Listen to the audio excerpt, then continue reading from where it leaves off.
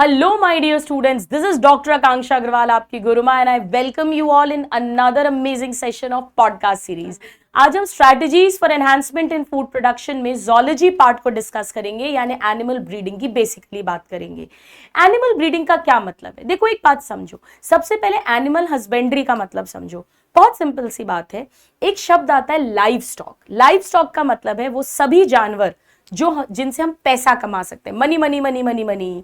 पैसा कमाना मतलब जैसे मैं सिल्क वर्म, रेशम के कीड़े से सिल्क बना के पैसा कमा सकती हूँ. मैं हनी बी, मधुमक्खी से शहद बना के पैसा कमा सकती हूँ. मैं लाख का इंसेक्ट से लाख बना के पैसा बना सकती हूँ. तो ये सब फिशरीज, मछली बेच के पैसा बना सकती हूँ, दूध दही घी बेच के पैसा बना सकती हूँ, अंडे मीट बेच के. तो पोल्ट्री, डेयरी, फिशिंग, ये सब जानवर लाइव स्टॉक कहलाते हैं. और इनका पालन पोषण करना यानी रियरिंग ऑफ लाइव स्टॉक, उसे एनिमल हस्बेंड्री बोलते हैं. तो लाइव स्टॉक मतलब जो कमर्शियली इंपॉर्टेंट एनिमल्स हैं और उनकी रियरिंग, रेजिंग को हम कहते हैं एनिमल हस्बेंड्री. अब इसमें फिशरीज में क्या आता है? फिशरीज में रियरिंग यानी पालना, कैचिंग यानी पकड़ना, और सेलिंग यानी बेचना. Rearing, catching and selling of ना सिर्फ फिशेस बल्कि मोलस्क जैसे शेलफिश, क्रस्टेशियन जैसे क्रैब, प्रॉन्स, ये सब भी पानी में मिलते हैं. इन सबको मिला के फिशरीज कहते हैं. अब इंडिया और चाइना में पूरी दुनिया का 70% से ज्यादा लाइव स्टॉक है. मतलब अगर पूरी दुनिया में 100 जानवर हैं पैसा कमाने वाले, तो 70 से ज्यादा अकेले इंडिया और चाइना में है. लेकिन अगर हम वर्ल्ड फार्म प्रोडक्ट जो बनता है वो देखें तो इंडिया चाइना कंट्रीब्यूट ओनली 25%, यानी पर यूनिट प्रोडक्टिविटी बहुत लो होती है. तो आइए पहले हम डेयरी फार्मिंग की बात कर लेते हैं. डेयरी फार्मिंग का सिंपल सा मतलब है इसमें हमें गुड क्वालिटी का मिल्क चाहिएगा और डिजीज रेजिस्टेंस चाहिए. तो हमें गुड क्वालिटी चाहिए, हमें अमाउंट भी ज्यादा चाहिए यानी हाई यील्डिंग वेराइटीज चाहिए, प्लस हमें इसमें डिजीज रेजिस्टेंस चाहिए. तो डेयरी फार्मिंग में हम क्या क्या ध्यान रखेंगे? देखो, बहुत आसान है माय डियर स्टूडेंट्स. किसी भी फार्म में आप क्या ध्यान रखोगे? जैसे हमारे में अच्छा खाना पीना, तो साइंटिफिकली फीडिंग देनी चाहिए, यानी proper carbohydrate, protein, fat, vitamin, minerals in सब जानवरों को हमें देना है. दूसरा, क्लेनलीनेस का बहुत ध्यान रखना है ताकि कोई इंफेक्शन वगैरह बीमारी ना हो जाए. स्ट्रिक्ट क्लेंजीनेस. क्लेंजीनेस किसकी? ना सिर्फ जानवर की बल्कि हैंडलर की. वो इंसान जो दूध दो रहा है, इन गायों का, भैंसों का ध्यान रख रहा है, उसकी भी क्लेंलीनेस होनी चाहिए. इवन ज्यादातर काम मशीनाइज्ड कर दिया है मशीन के द्वारा ताकि इस तरह के इन्फेक्शंस ना हो. और इवन ट्रांसपोर्टेशन के टाइम पे भी क्लेंलीनेस का ध्यान रखना पड़ेगा, किसी तरह का कोई इन्फेक्शन ना हो पाए. तो क्लेंलीनेस का ध्यान रखना है. इसके अलावा इनके घर प्रॉपर होने चाहिए. They should be housed well. Proper ventilation होना चाहिए, हवा पानी मिलना चाहिए. तो खाना हो गया, पानी हो गया, हाइजीन का ध्यान हो गया, क्लेनलीनेस का. देन इनका अच्छा सा घर हो गया, साफ सफाई हो गई. इसके अलावा रिकॉर्ड कीपिंग होनी चाहिए स्टूडेंट्स, ताकि अगर कहीं पे कोई मर रहे हैं जानवर अचानक से तो हमें टाइम पे पता चल सके. और रेगुलर विजिट्स होनी चाहिए वेटनरी जानवरों के डॉक्टर के द्वारा, ताकि अगर कोई बीमारी है तो उसका तुरंत इलाज किया जा सके. तो ये सब डेयरी फार्मिंग में भी होता है और यही सब पोल्ट्री फार्मिंग में भी करेंगे. फर्क क्या होगा? डेयरी फार्मिंग में दूध देने वाले जानवर होंगे, गाय, भैंस, बकरी, ये सब आ गया. और पोल्ट्री फार्मिंग में अंडा और मीट देने वाले, बर्ड्स बेसिकली. तो फाउल या बर्ड्स की रेयरिंग जहां करेंगे, लालन पालन, उसे पोल्ट्री फार्म कहेंगे. इसमें चिकन आ जाएगा यानी मुर्गा मुर्गी. इसके अलावा डक, गीज और टर्की. डक, गीज और टर्की बर्ड्स ये भी आती है. अब इन्हें एक तो इनके अंडों के लिए पाला जाता है, एग्स, और प्लस इनकी मीट के लिए, चिकन मीट के लिए. ठीक है, तो मीट और एग्स के लिए. बर्ड फ्लू याद रखना, बर्ड फ्लू जो है ये एक वायरल डिजीज होती है. रानी खेत जो है, न्यू कासल डिजीज, वो भी एक वायरल डिजीज होती है पोल्ट्री की. चलिए, तो ये हमने बात कर ली डेयरी फार्मिंग की और पोल्ट्री फार्मिंग की. राइट. अब आइए हम बात करते हैं बी कीपिंग की. Let's talk about beekeeping now.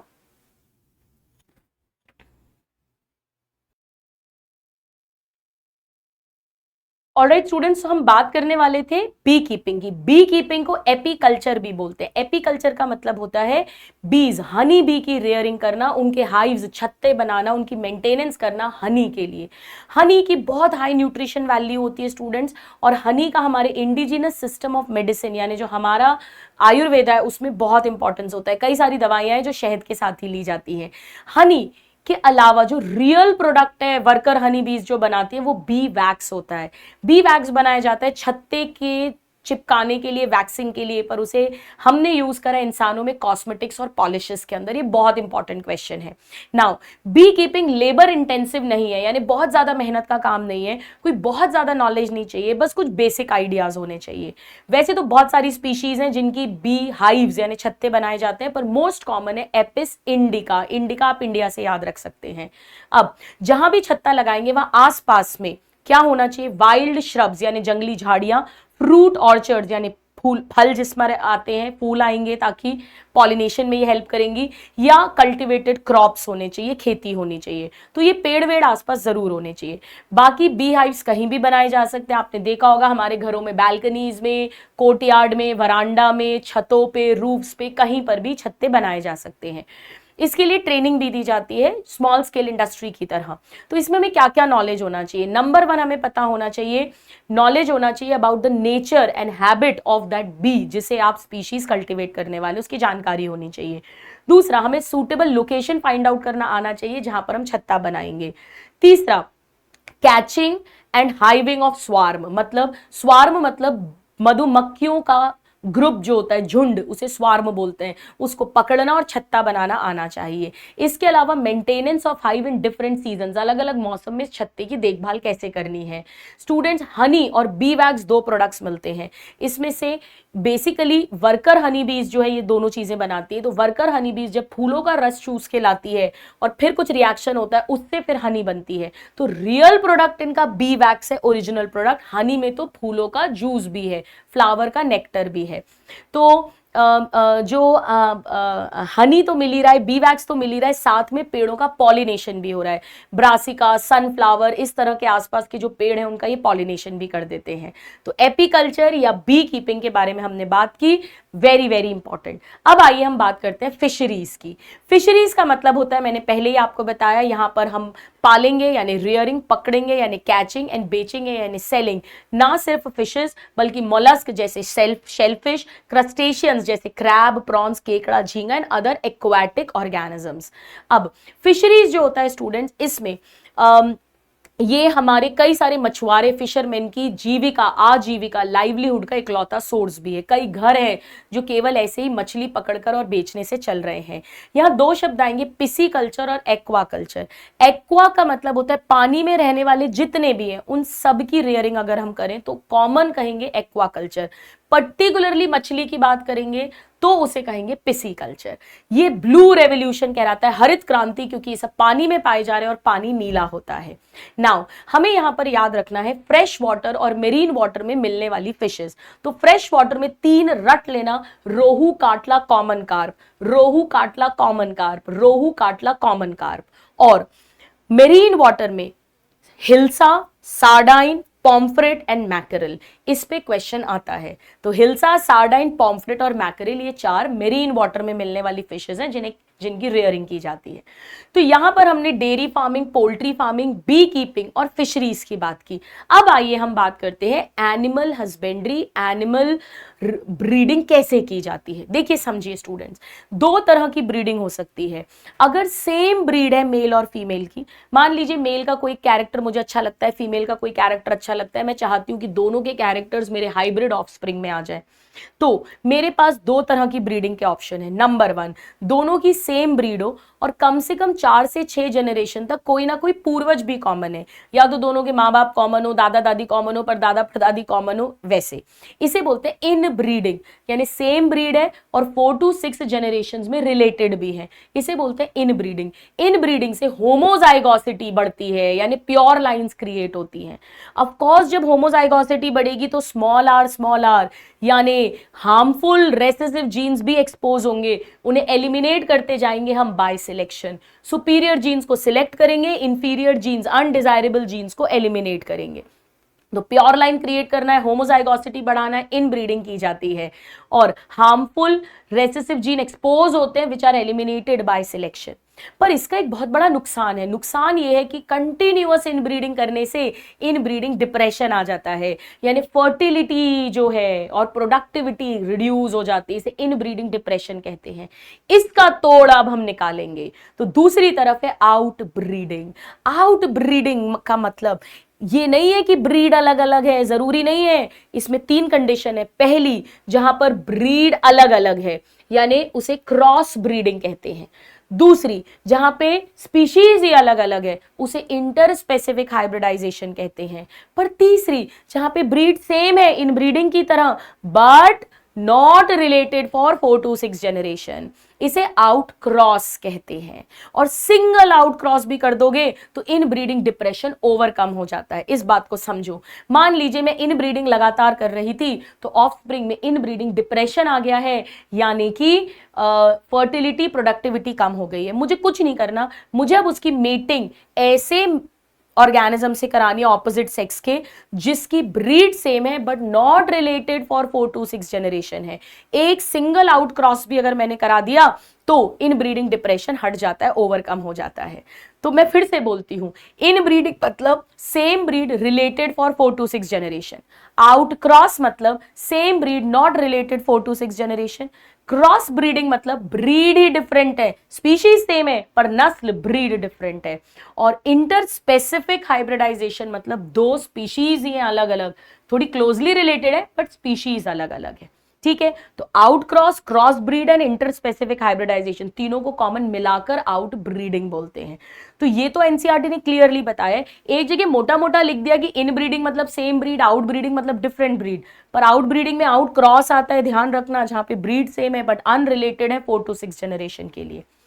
अब इनके एग्जाम्पल्स कर लेते हैं। आउट क्रॉस का एग्जाम्पल है सहीवाल गाय। क्रॉस ब्रीडिंग से हमने एक भेड़ बनाई है हिसारडेल। हिसारडेल भेड़ कैसे बनाई है?